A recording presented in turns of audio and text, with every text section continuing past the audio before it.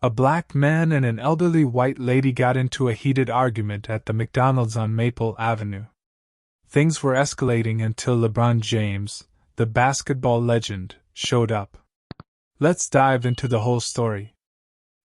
People of all kinds, businessmen, college students, families with kids lined up for their share of burgers, fries, and milkshakes at McDonald's. Among them was a woman named Mrs. Eleanor Thompson, a retired teacher in her late 60s. As Eleanor stood in the queue, waiting for her turn, a man barged in through the glass doors. His name was Marcus Brown. Without even glancing at the long line, Marcus walked straight to the counter.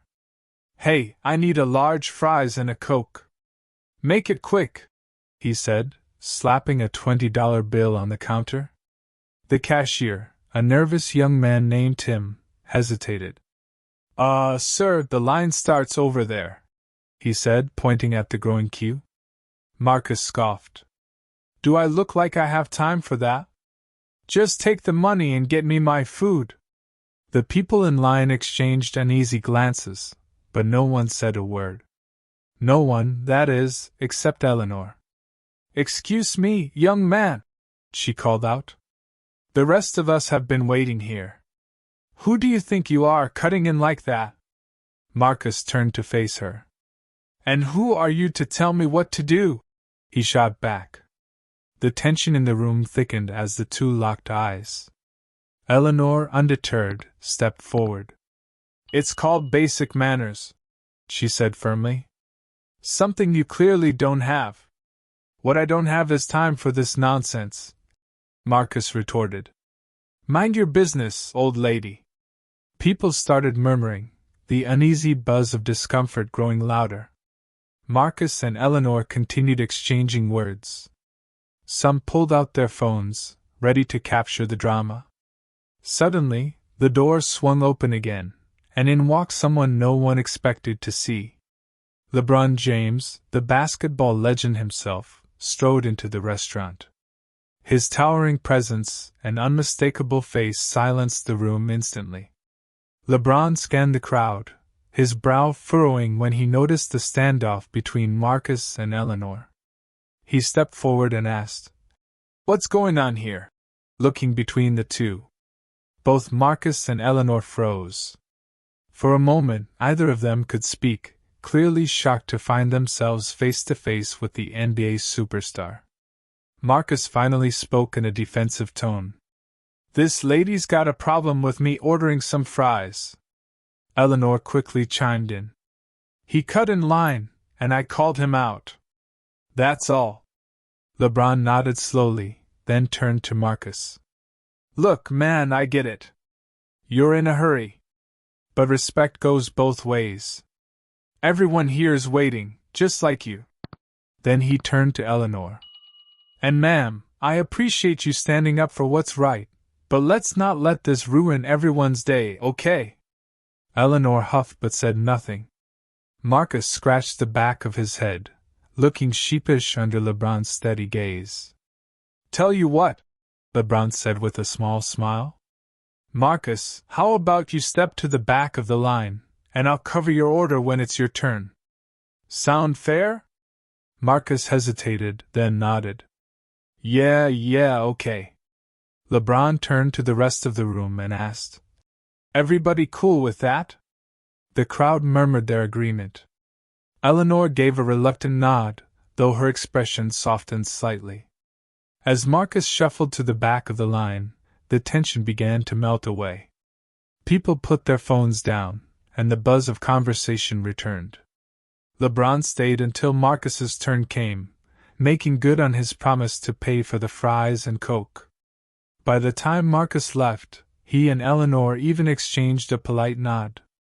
When LeBron finally walked out, the restaurant erupted in applause. It wasn't just because he was a star, but because he'd done something extraordinary. He'd brought people together, even if only for a moment. After LeBron's departure, Marcus sat at a corner table, quietly munching on his fries, while Eleanor sipped her coffee a few seats away. Though their argument was over, they avoided each other's gaze. But fate wasn't done with him yet. As Eleanor glanced around the room, her eyes fell on Marcus. Something about his face tugged at her memory. His broad shoulders, the deep furrow in his brow, it reminded her of someone she had once known. She frowned, trying to piece it together. Marcus, meanwhile, was lost in thought. He wasn't proud of how he'd acted earlier. The old woman's words had hit a nerve, though he couldn't say why. He kept his head down, determined to finish his meal and leave before anyone else brought it up. "Excuse me." Eleanor's voice broke his thoughts. Marcus looked up, surprised to see her standing by his table. Yeah?" She hesitated, then said, "Do you mind if I sit?" Marcus blinked. "You're asking me?" "Yes." "Unless you'd rather I didn't," she replied. Marcus shrugged. "Suit yourself." Eleanor sat across from him, setting her coffee cup down. For a moment they were silent, the tension between them still present but less sharp. "You remind me of someone," Eleanor said finally, studying his face. Marcus raised an eyebrow. "Is that so?" "Yes," she said, leaning forward slightly. "Did you grow up around here?" Marcus replied. "Not really. I moved around a lot as a kid." "Why? What about your family? Your parents?" Marcus shifted uncomfortably in his seat. "Look, lady." "Eleanor," she corrected. "My name is Eleanor." "Fine. Eleanor. Why are you asking all these questions?" Marcus asked her. Eleanor didn't answer right away. Instead, she reached into her purse and pulled out a small, worn photograph. She slid it across the table. "Do you recognize this?" Marcus picked up the photo reluctantly. It showed a younger Eleanor standing beside a tall man with a serious expression. Between them was a young boy, no older than 5, with wide eyes and a shy smile. "That's me and my late husband," Eleanor explained. "And that little boy, his name was Isaiah. My nephew. My sister's son." Marcus stared at the photo, his throat suddenly dry. "Why are you showing me this?" Eleanor's eyes softened. "Isaiah disappeared when he was 6. My sister couldn't take care of him, and he ended up in foster care. We lost all contact. But seeing you today, you look just like him. Could it be?" Marcus's hands trembled as he set the photo down. "I don't know what you're talking about," he said, though his voice lacked conviction. Eleanor leaned closer. "Marcus, is your last name Isaiah? Tell me the truth," Eleanor pressed. "Are you my nephew?" For a moment, Marcus didn't respond. Memories he had long buried began to surface. Flashes of a woman who smelled like lavender, a warm laugh that echoed in his dreams. I don't know," he said finally. Eleanor's hand reached across the table, gently resting on his. "If you are, Marcus, then you're not alone. I've been looking for you for years. Our family has." Marcus pulled his hand back, his emotions a storm he couldn't contain. "Look, even if I was this kid, that was a long time ago. I don't need anyone now.